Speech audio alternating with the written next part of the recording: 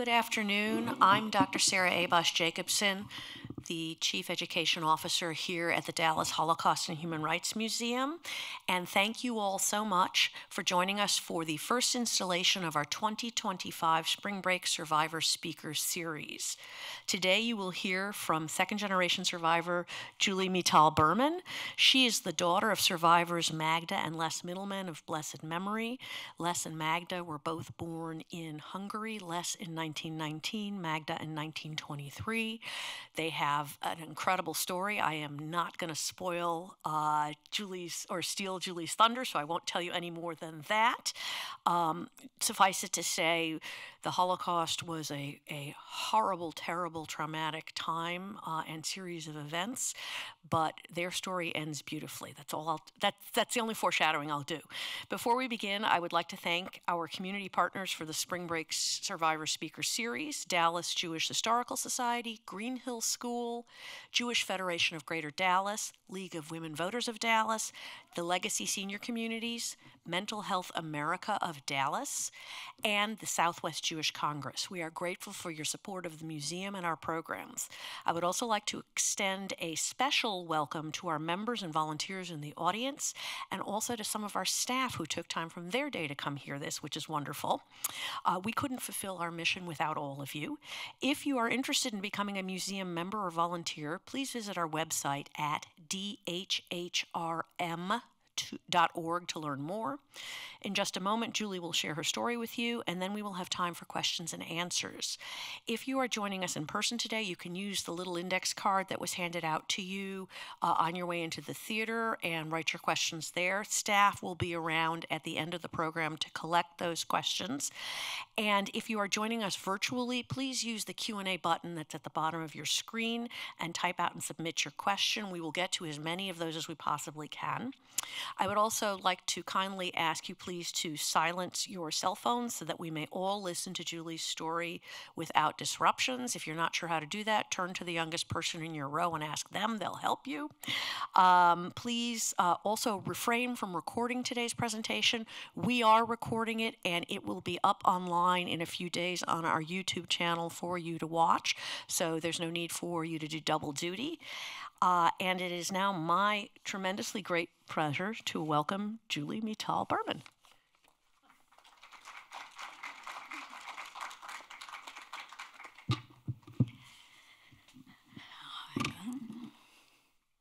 So welcome everybody. Thank you so much for coming out on this beautiful day and joining us here at the museum.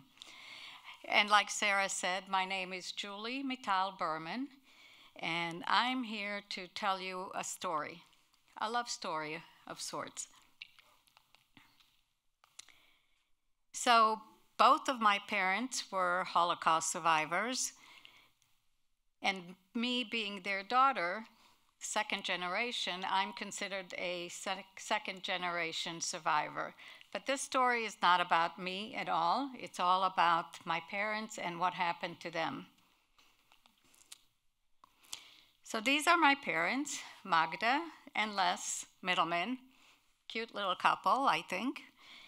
And the picture in the middle is on their wedding day in 1945. So both of my parents came from Hungary. Hungary is in Eastern Europe. It's a fairly small country when you compare it to Germany and Poland. And it's completely landlocked, so meaning there's no way to quickly get out. There's no seaport, and in those days, obviously, there were no airplanes that were flying all the time. So if you had to get away quickly, you really had a very hard time. There was no quick way to go. So my mom came from a small city called Szolnok, and my father came from a larger city, second largest city in Hungary, called Debrecen. Life before the Holocaust was pretty much like your lives. My grandparents both worked. My grandmother was a seamstress. She made clothes for people. As you know, back then there were no department stores. You couldn't go pick up something off the rack, so you had to have your clothes made. And my grandfather was a salesman. so he traveled quite a bit. The picture in the middle is that of my mom. She was about 3 years old at the time with her older sister.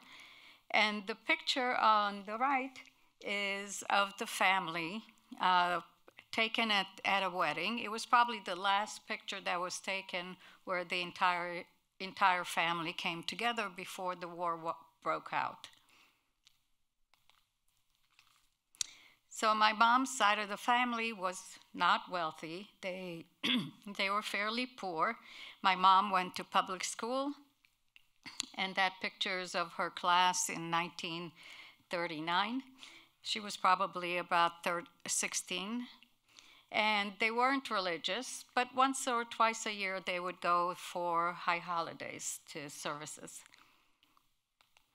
My father's side of the family was a little bit better off than my mom's side. My grandfather had his own business. He made furniture for people, and he learned that trade from his father and his father before that. And my father also would go after school and learn the trade from him. And the picture in the middle is that of the family. My grandparents had 4 kids, 3 boys and a girl. My grandmother had to stay home and take care of them. They were also a little bit more religious than my mom's side of the family. My father went to religious school. His picture is right in the middle with a red circle around it. He was the scrawny little kid there. And he also sang in the synagogue choir, but often he would not show up for practice because he preferred playing soccer. He was a real character. So in 1939, Germany invaded Poland and the war began. Hungary did not actually join in the war. They were still not going into fighting, but they were definitely on the Nazi side. And so pretty soon after the war started, Hungary decided that all men over the age of 18 had to enlist. And then soon afterwards, all men who were Jewish had to start wearing a yellow armband so that they can tell them apart. And soon after that, they took all the men wearing the yellow armbands and formed them into work battalions, and they shipped them all over Hungary to start building and getting ready for the time when the Nazis will actually come into Hungary and take over. So one of the first places that my father was taken to was the small little town called Szolnok. And that's where our love story begins. So now you're going to meet my father, and he's going to tell you all about his time in Szolnok. Well, there's sometime, where we were housing, there was a elementary school. And she had a friend maybe 2 blocks further. And they knew in the city a lot of Jewish boys there. So the Jewish girls, they came to visiting there. They saying, you need something, we can bring you, etc. There I met with her. And I was there about 10 months in Szolnok. And that's the place which is the most comfortable, because I get a very good friend, one of the Hungarian sergeant, who knows I met with the girl and I want to go to visiting her. And sometime he take me out from the camp to let me go there, and he picked me up later to take back to the camp. So even though Hungary was not yet in the war, anti-Semitism was getting very, very bad. And so in the next video, you'll meet my mom, and she's going to talk about how she had to start wearing the yellow star. We gathered the yellow stars. We had to wear the yellow stars, and we can go out on the street. My mother, everybody had it to make by herself. My mother did it, and I was putting on my coat, on my dress also, because I get a job, and I went to work with my with the yellow star.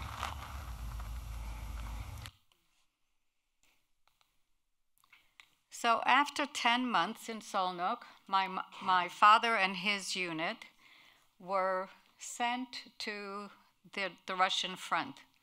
The Russian front was the border between Poland and Ukraine, Belarus, which was then the Soviet Union. And he was sent there with his unit to start working under the leadership of the Nazis. So when he got there, this was the first experience with the Nazis. And if you would have heard him talk, he would have told you that sometimes the treatment in Hungary by the Hungarian police was much worse than that of the Nazis themselves. So in the next video, you're going to hear my father talking about what he had to do there on the Russian front. And there we get a German. And those Germans, they were taking us to next to their barrack, and they used us for putting down mines. They signed up an area where we had to put mines there. They show us how to put, or cleaning mines. The first day experience what we had, the two boys blew up on that minefield, what they put them up. They didn't do that right, they were careless and stepped on the mine what the another one put it down, because they didn't mark them.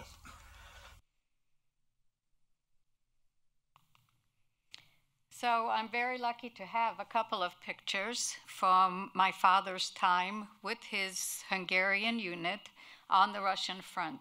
So as you can see, they're all wearing Hungarian military uniforms, and you can see the yellow armband, which keeps them apart from the other Hungarian military. So as they're going along, all along the Russian border, one of the supply wagons that the Germans had with all the landmines and everything breaks down. And the German in charge found out that my father knew how to build things because he used to apprentice with his father, who was a furniture maker. And so my father became very valuable for him. And so a supply wagon breaks down, and the German in charge tells my father, I'm going to send you to the next little village where you're going to take care of it and fix it. So he sent my father off to this little village, and when my father walks into the blacksmith's shop, the man who owned it looked at my father and just started crying, just bawling. And my father said, "Why are you crying?" And the old man said, "Because you look so much like my son, and I haven't seen my son in 3 years, and I don't know if he's dead or alive." He said, "The Russians came in here, they took him away, and I haven't heard from him since." He said, "Come in here, have a seat, I'll bring you some food and some drinks, and I'll do the repair for you," which was great. He had a good meal, and when he was done and the old man repaired the wagon, he said, "Before you go, I want to show you something." And he took him to the front door, and he pointed out to the middle of the town, to the town square, and he said, "Do you see that hill in the middle of the town?"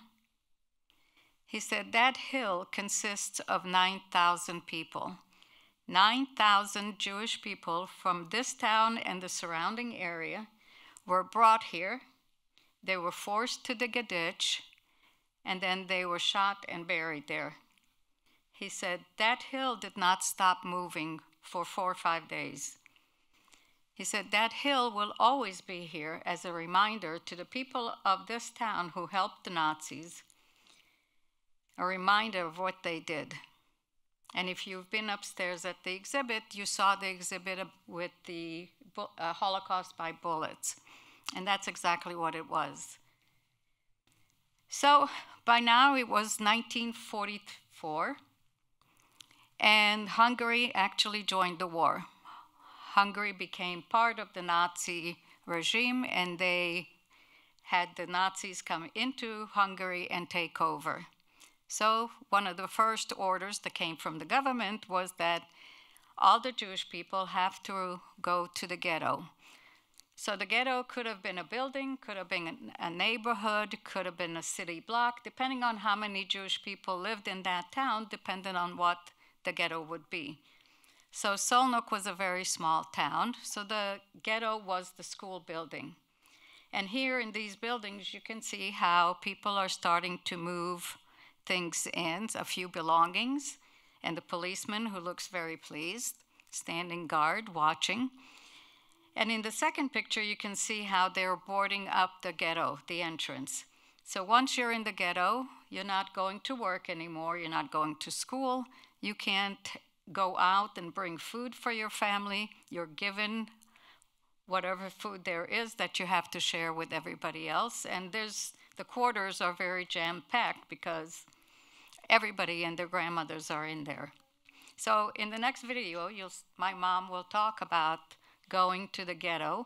But first, she's going to mention a chance meeting she had with a German who actually tried to help her and why she didn't go away, like he said, for her to do. First, that he was in Romania and he saw how the Germans, they people, they picking up children and people on the street, from the street, throwing up on a truck, and they just taking it. And he told they will happen here too. Don't stay here. Go away from here. Where to go? Nowhere to go. And he told me that he's giving me an address in Berlin. And he told, go to Berlin. And I give you an address where to go. And I told him, I'm not going. I am not leaving my parents. I am going where my parents will go. And then one nice day, there came two policemen, and I told, you have to pick up all your things, not too many things, because you are going to the ghetto. So we picked up some bedside, bed things, a pillow and a comforter, and a couple of things, dish, and on a little buggy, and we just pull it in the ghetto.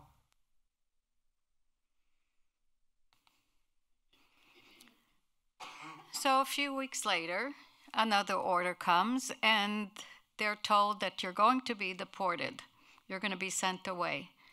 They didn't tell them where they're going or what's going to happen, but they said you're going to be deported.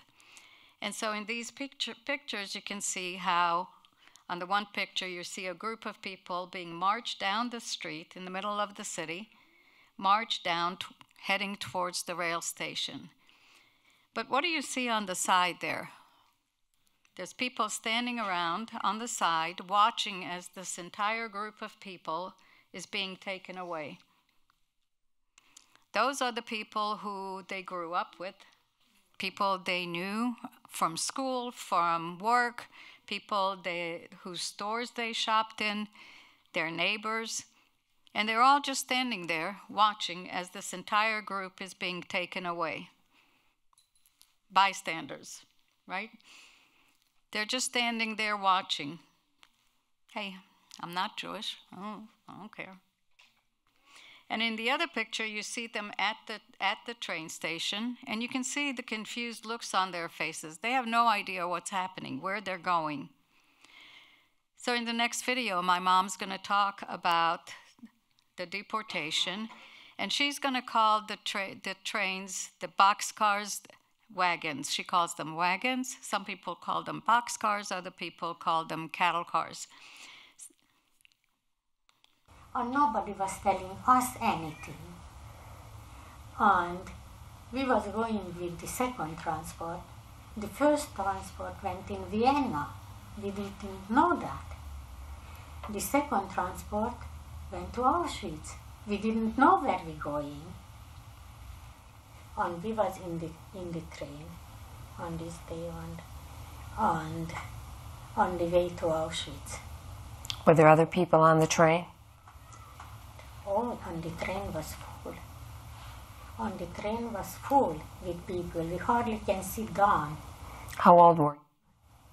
I was 20. Well, they was rushing up us to the wagons. They was even pushing us up on the wagon. Who was pushing you? The Germans. And we was about in this wagon. I mean, there was about 5, which one going, or maybe more.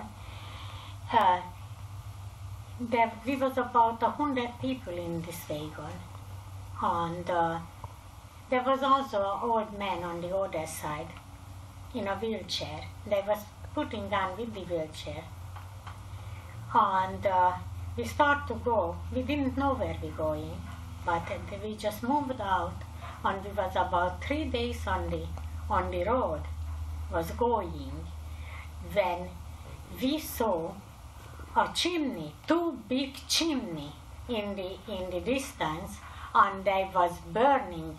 The flame was high up on the sky, and my mother told us that, well, I don't know where we're going, but you get ready that maybe we're going right in the flame. And I don't know why, but I just didn't feel anything. I saw the flame. I didn't feel anything. And then we went closer to the place. Then we smelled the flesh, the burning flesh. And finally, the train pulled in and stopped. So in just about 2 months, Hungary deported 440,000 Jews to Auschwitz, just in 2 months. And of those 440,000, 320,000 were murdered as soon as they got there. They were immediately sent to the gas chambers, to the showers that were gas, and they were murdered.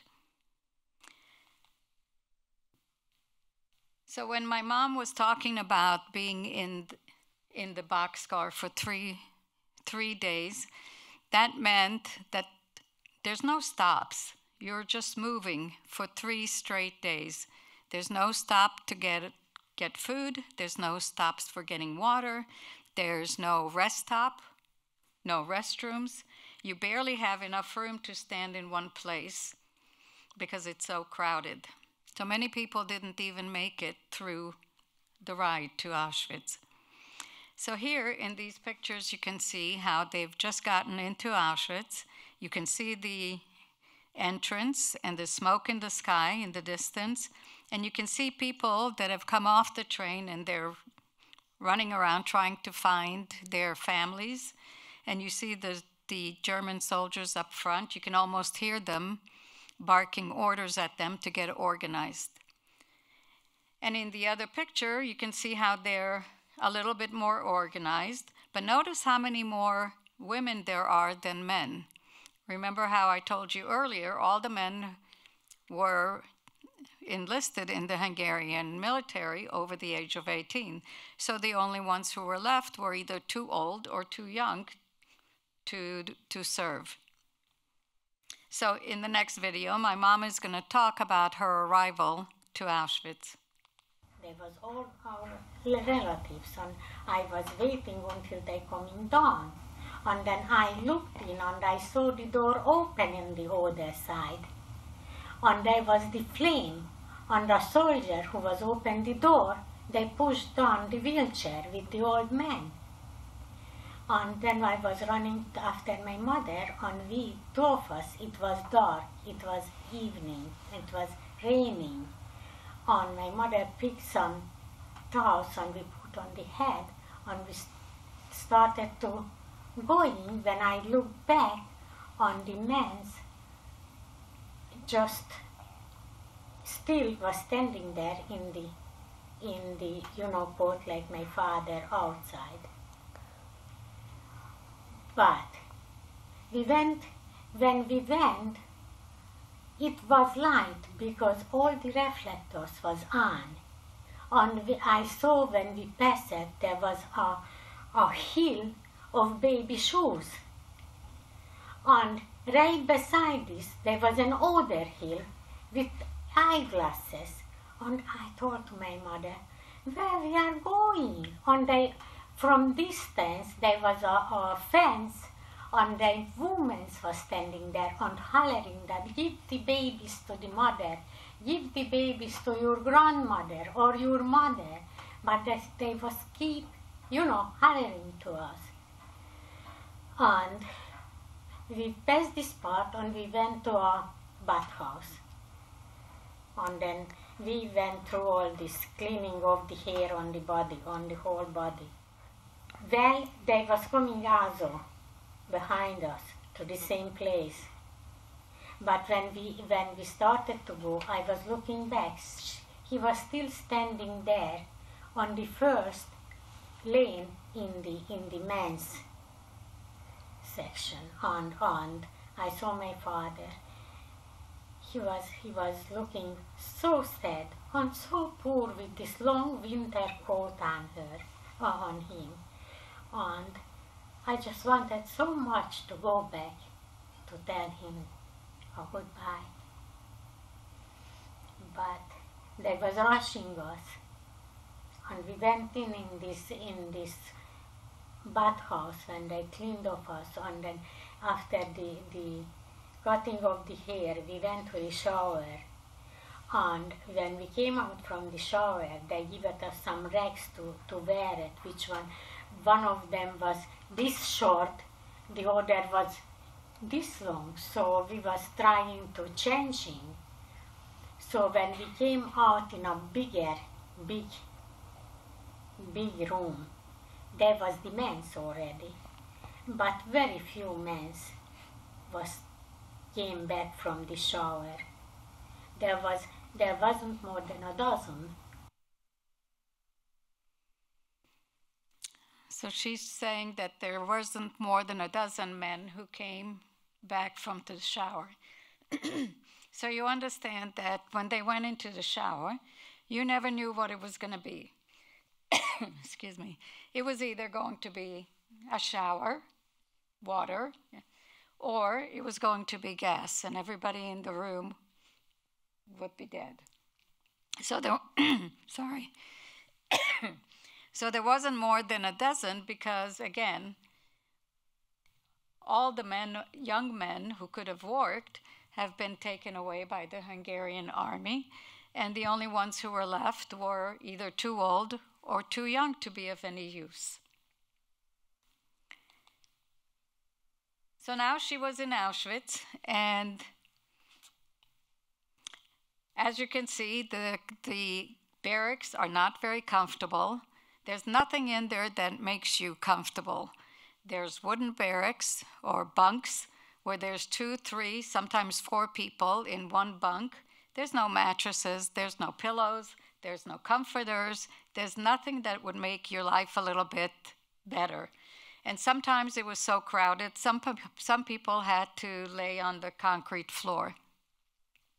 In the second picture, you can see a group of women. They look fairly young. Their heads have been shaven off, and they're wearing some kind of a uniform.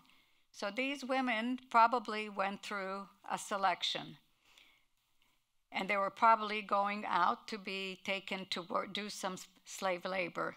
So in the next video, my mom's going to talk about the selections, but she's going to talk about someone called Dr. Mengele. Has anybody heard of Dr. Mengele here? So Dr. Mengele was a physician, a doctor, MD, who worked in Auschwitz, and he would come around and select people for experiments. He liked to do experiments on people, and most of those experiments were done without any anesthesia. He would be doing cutting and suturing and doing all kinds of horrible things to them, killed many of them, and that's why he was called the angel of death. So now my mom's going to talk a little bit about him and the selections. The selection, we went out on there was a big place before, right in the entrance, and they was taking at us, and naked. And then I saw first time Mengele, Dr. Mengele, and he was selecting. He selected out my cousin first. And she went on, and then a couple of weeks later, they tried to do it to hurt us. On the holidays, there was always selection. On every selection, Mengele showed up. The second selection was about in Rosh Hashanah. And then they selected me. And we were sitting there on the Platz, upper Platz they called, and waiting for, to go. They take it to the or in the shower or right to the station, but usually they give it some normal dress before, they send it to a transport. So, but we were sitting there on the front of the, entrance and was waiting there, and I was thinking about my mother, that I leave my mother and my sister and my youngest sister. I always felt she was always very, very thin, and my mother always worried about her, and I was worried too, and I didn't want to leave them. And then I just jumped up and I started running. And there was a German soldier who was a priest in civil, and a bunch of women around him and listening, his predication. And then I just crawled in the middle. And then saw the post who was after me. He lost me. So I went back to my mother and sister, and we was there until Yom Kippur, and there was an order selection, and they selected my sister. And then I was martyred because I tried to hiding. And they selected my sister. And my sister was gone. Later, they was making a selection again. And every selection I was hiding. And I never was in my mind that they will select old people or not young people. Because until this time, they always was selecting the young people who they take at work, here and there and everywhere. And this time, I was hiding, and my mother was on the selection. When I came back, I find out that my mother is not there. I was running out on the street, and I saw my mother is marching, marching there with a bunch of women. They all has a white hair. And I started running after her and hollering her, but I don't know, he didn't hear me. And I was keep running on the blockade tester, who was responsible for everybody. She was running after me, and she was trying to find down me. And she told, you have to come back, and don't worry about the people. Don't worry about my mother, where she went. Then she was telling me that she by herself was taking her mother to the gas chamber. And it wasn't felt me better, I tell you the truth.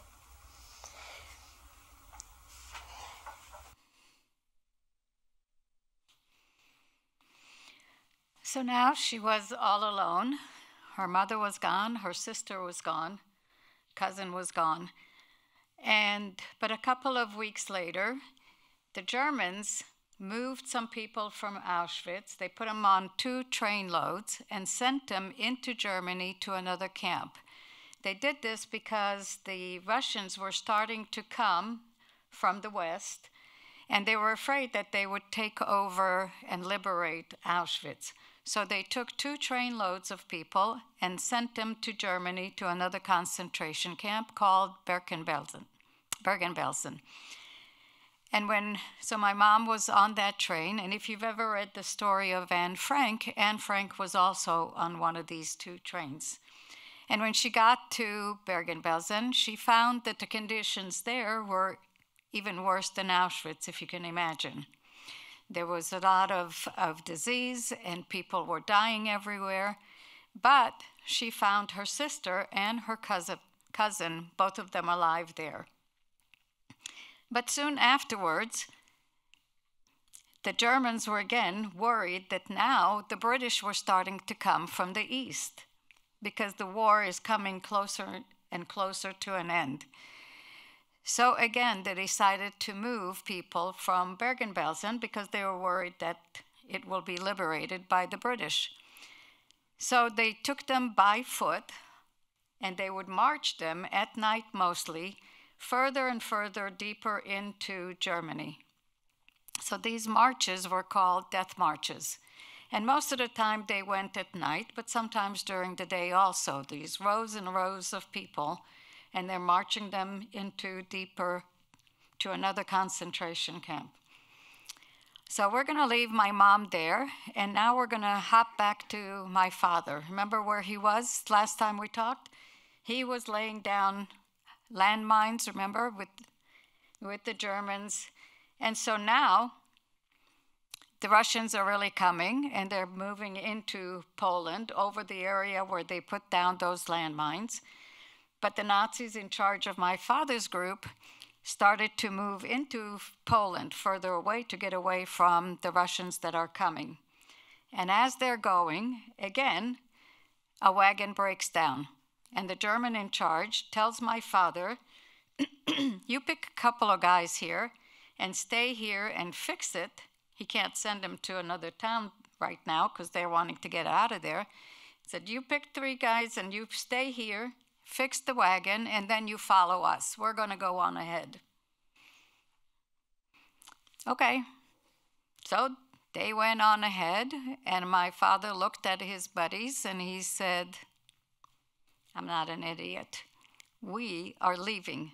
We're not fixing anything. We're out of here. And the 3 of them just took off and ran into a nearby forest where they came across a group of people who told them that they are partisans. They are resistance fighters.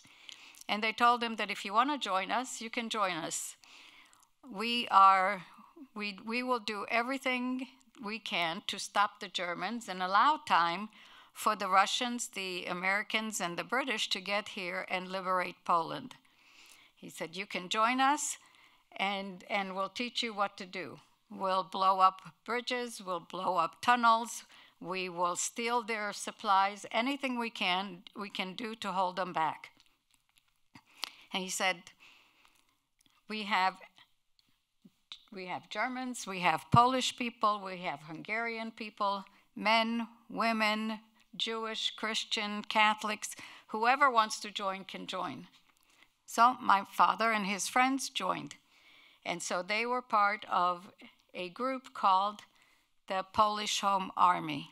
And it was a large group that fought all over Poland, trying to keep the Germans at bay and waiting for the Allies to come in and liberate Poland. So one of the places my father was in is Warsaw.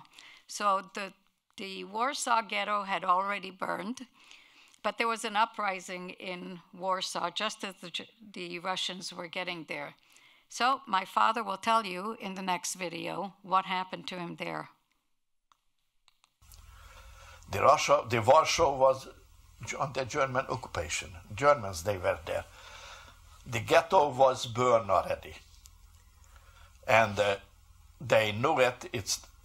We have to go in because the Russian getting close to the river, and another side, Wisla. That was the name of the river, which is cut at Warsaw half. One side, that was name was the river Wisla.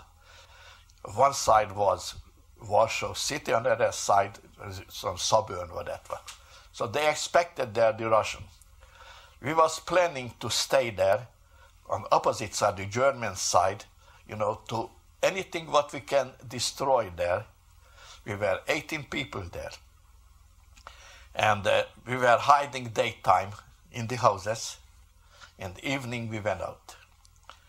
The second evening, I was together with one of my friends, and the big guy, and with another, with Smith, and we was playing with the machine gun. We was set up with the machine gun. And the German patrol who came around there, and that's what we were holding them up. And we had to move back because they were coming up, the Germans, with the tanks. So we moved back about 5 miles from there, about 5 miles, about an hour and a half walk back in the forest, so not to find us. And there they had some small place, building, some kind of storage, something. We put them there to sit there during the daytime. The Germans, they know they have groups there around that city, which is guerrilla groups, and they want to get rid of it. And the German airplane, Germans took us, they came at daytime looking us. And they find that building because he turned back, and when we saw his turn back, we jumped out from the building, and some ditches closed there. We lay down there. They started to hit bombing that building, and they shooting machine gun. So that building, what we had, I just started. We went there when we got there to sleeping there. I took off everything, just the pants in the shirt I had there. And there I had the watch in my pocket that I get from my girlfriend when I met with her in Solna before we left. He gave me a silver watch, a flat one, what they were wearing in the small pocket. I left there, so the watch is burned there with my everything else. And we were lucky because we got away without any scratch with the German gun, and we tried to go back to the unit. So we got back to the basic unit, and the third day we went back to the Warsaw again, because every night a different group went there. So the third night was our tour to go there. So I went there. We were sitting on the top of the storage place, on a higher place. We were sitting there, and the Germans, they were patrolling, and they show us up there on the hill, on the top of the building, and they started shooting us.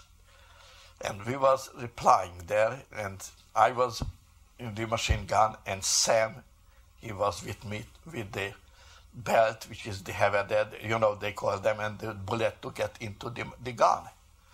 And a minute I'm telling Sam, I don't get supply. I stuck. What are you doing? I looking at Sam had no head. They cut. They were shooting them with the machine guns, and I don't know, they was some kind of grenades, and probably that one of them cut his head. Just he had no hair, right next to me. Oh my God, I said, I had full bloody. And behind the building was my friend who was preparing to fill the belt with the bullet. I said to him, Reisner, let's go from here, because the gun is gone. We have no way where to stay here. And we tried to go, getting darker that day. We tried to go next to the building. We were laying down behind them. And we know we had a plan to 10 o'clock evening to get one spot where we're supposed to get together to moving back further. And At the evening, I said, no, right, we have to move. So we started to going slowly, and they were shoot up those candles, like with the air, they're shooting up candles, which is coming back down with the parachute, and they light up the whole area. So when they shoot up, they picked up us with the light, and they started the shooting. The first cut, what they getting, I get hit. They hit me, my leg, a couple of places.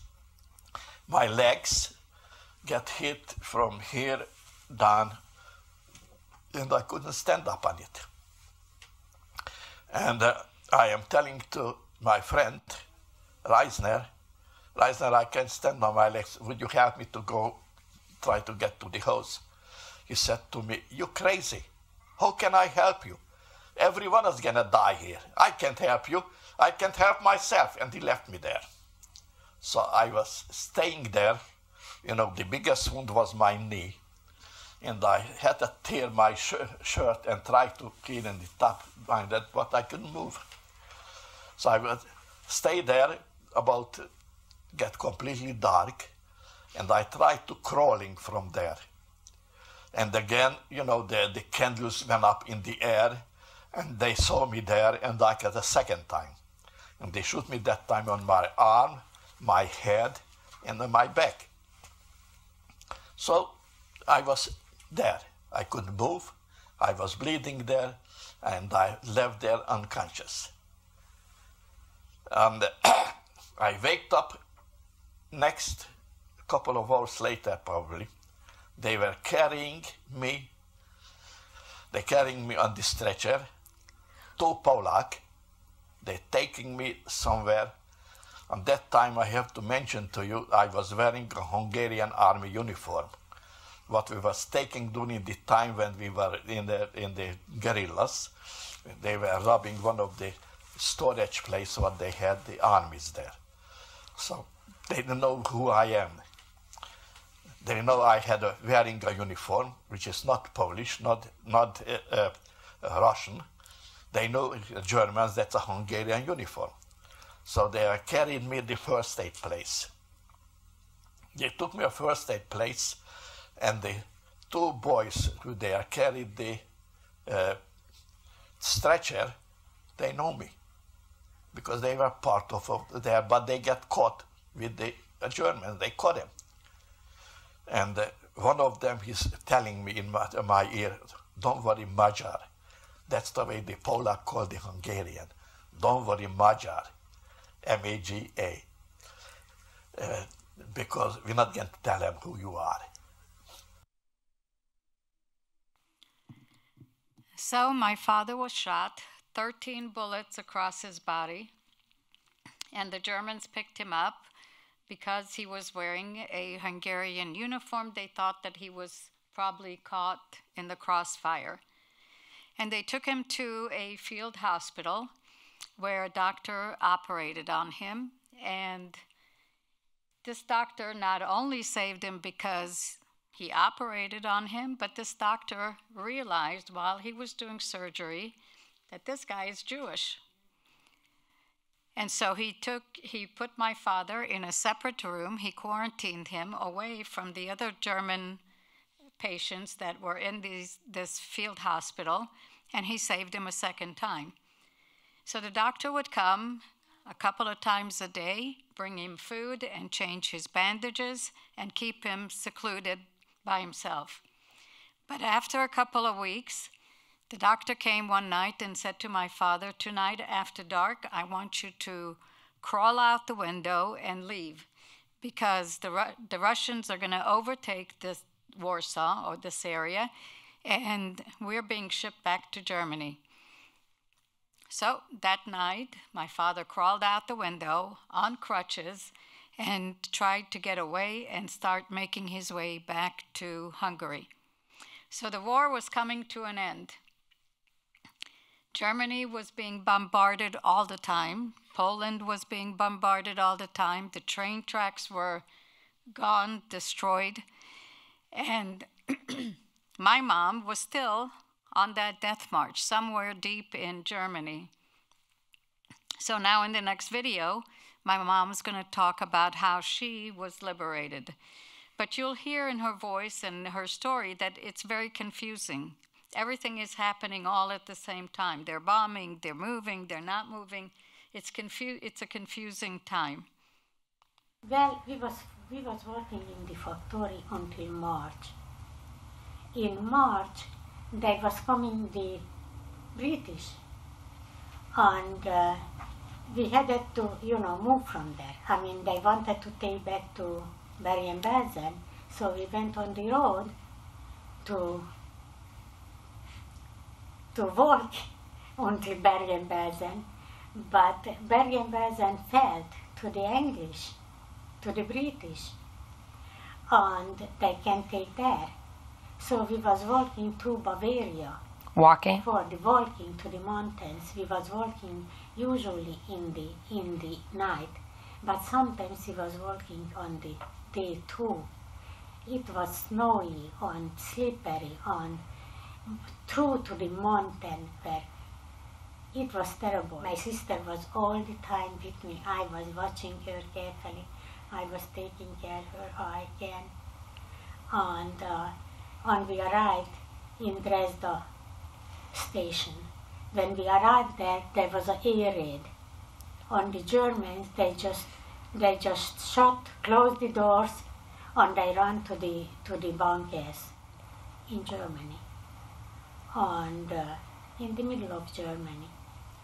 And we was praying in this weekend, because this, we was up and down, jumping up and down on the first train, and then we went on the road, and we was going to a really wooded area, lots, not wood, trees area. Both sides of the road is trees, and we was going on a friend of ours had an infection in the leg, and we was helping her on the two sides and carrying her little bag. And when we passed a little boat house on the side, then I went inside and I just pushed them out behind the little building, and we were standing there all the way until this whole big transport is passed by.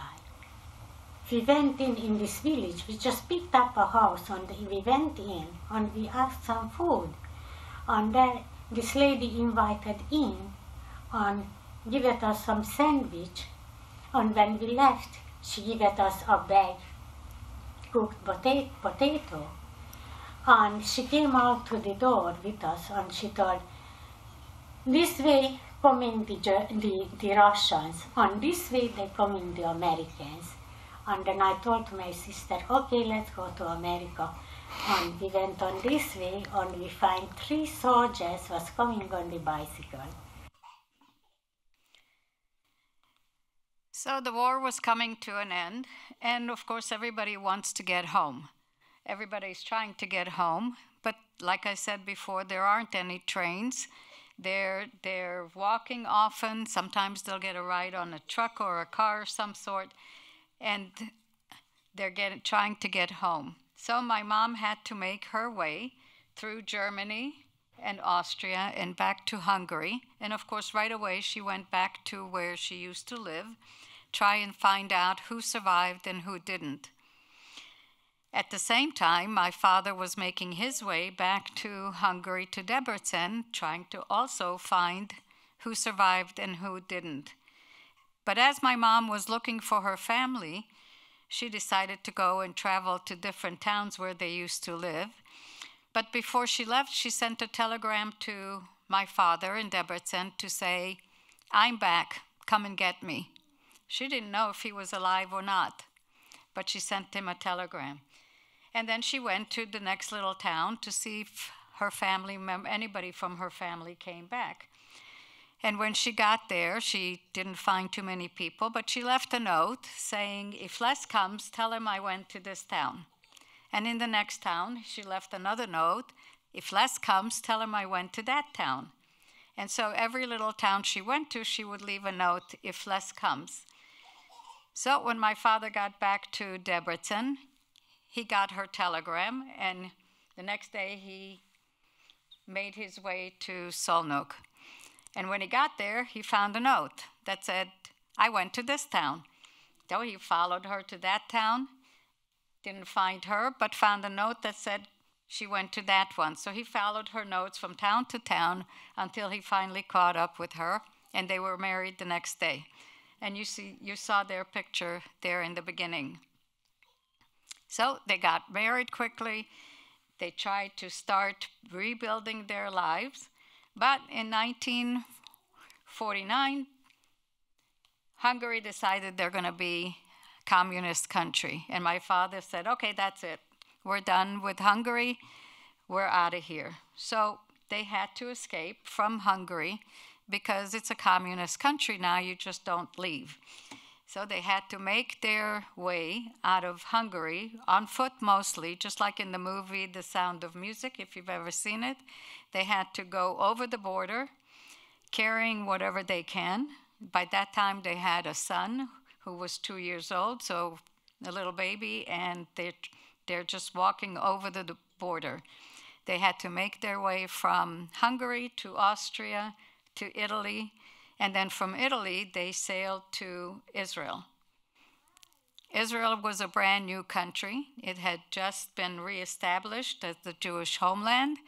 And the first thing that happened, my father had to join the war because there was a war going on.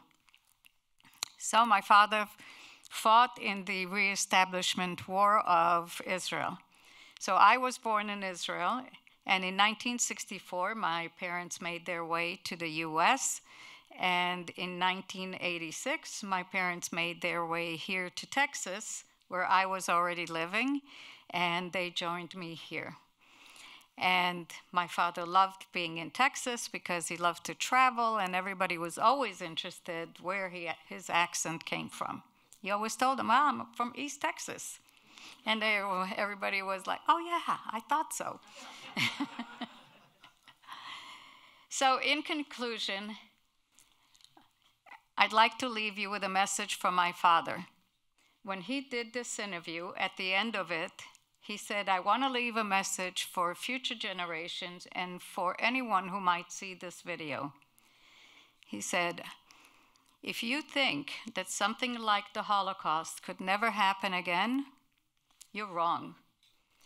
And if you think it can't happen here in the United States, you're dead wrong.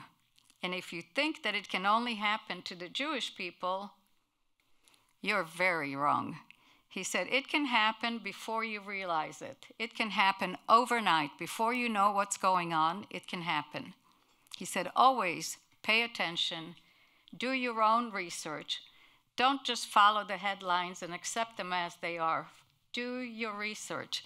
Don't just follow blindly. And as we see today, his words are very true, because anti-Semitism is back, and now we all see it. We see it every day in the newspapers, and it can't be hidden again. So please be aware, do your research, don't just accept things at face value, because nothing is black and white. There's always more to learn about what's going on. Thank you very much.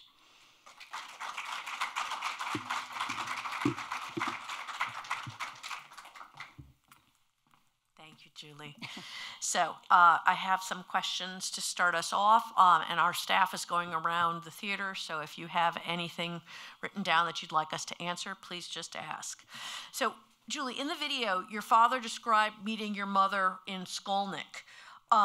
Did your mother ever share with you herself what was it like to meet your father and get to know him despite the fact that the war was brewing in the background? She didn't describe it that often, except that he was a very, my father was a very smooth talker, and he was he was always a flirt, and she was quite taken by him. You know, he swept her off her feet. But that was it. You know, they only knew each other about 10 months, not even 10 months, before he was shipped out. But they both knew that this was it. And, you know, they didn't know what happened to each other. They both, you know, didn't know where they were going. Okay. How old was your father when he was conscripted into the Hungarian Forced Labor Battalion and told to put down landmines? And what happened to the rest of his family? So he was about 19 when he was drafted. And his family, they also were sent to the ghetto.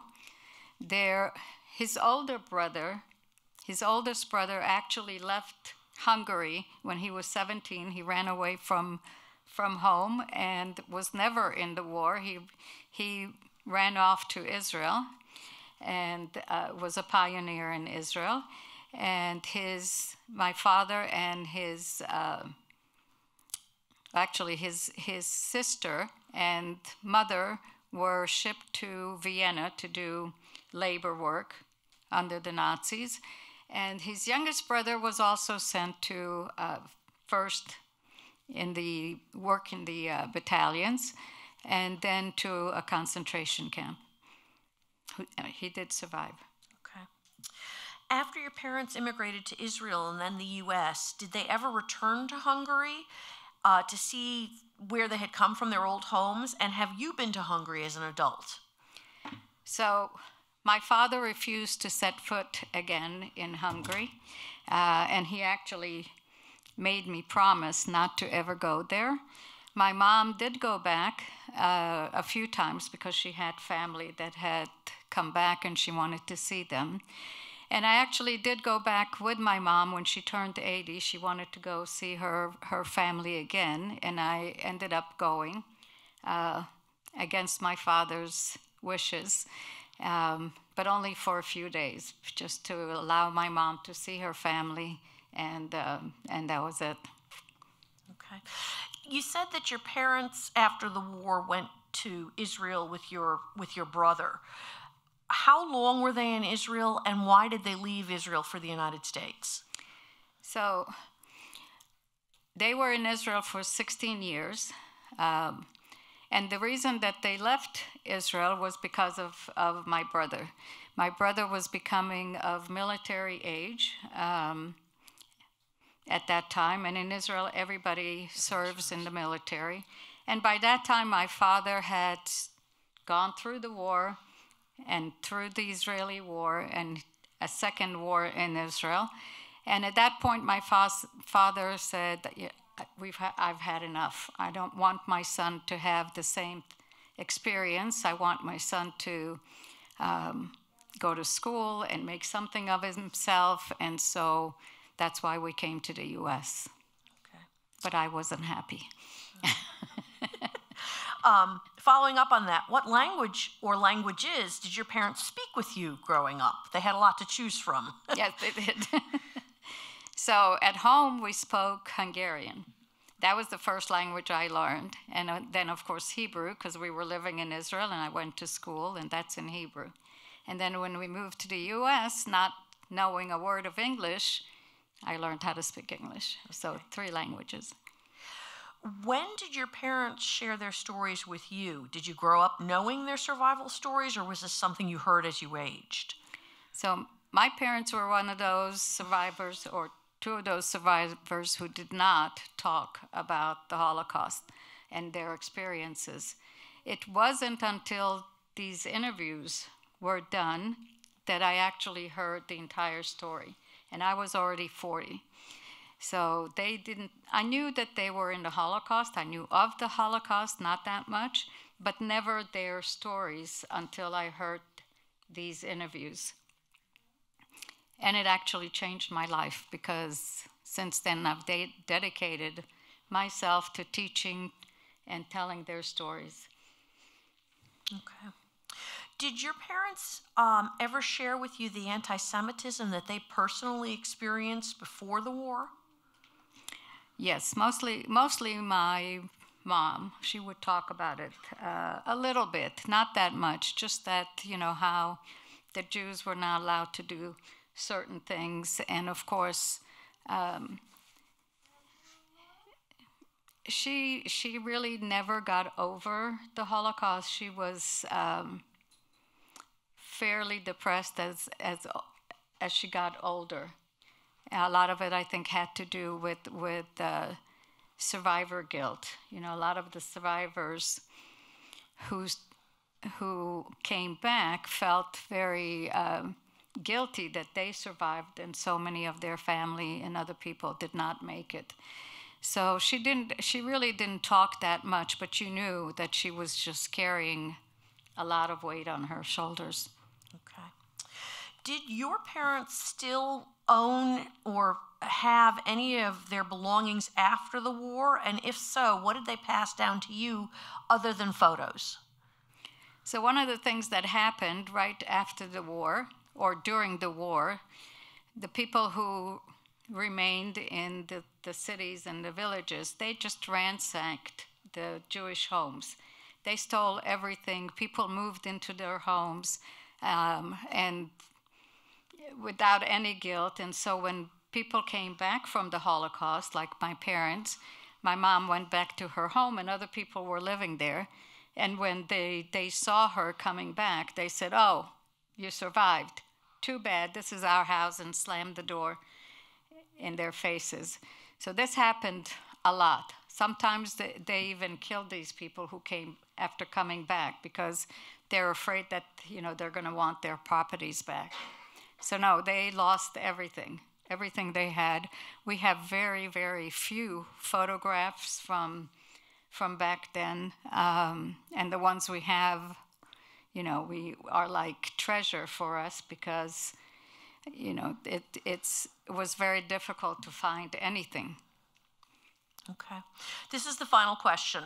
And I think it's an important one given the story that you've told, but also given the fact that you're here speaking to us and you have children and I've met your grandchildren.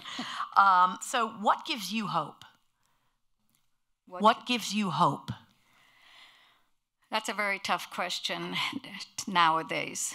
I think the biggest thing that gives me hope is having a Jewish state, having Israel, because when the Holocaust happened, there was no Jewish state. There was no army. The Jewish people were defenseless. They had no one to protect them, no one to fight for them.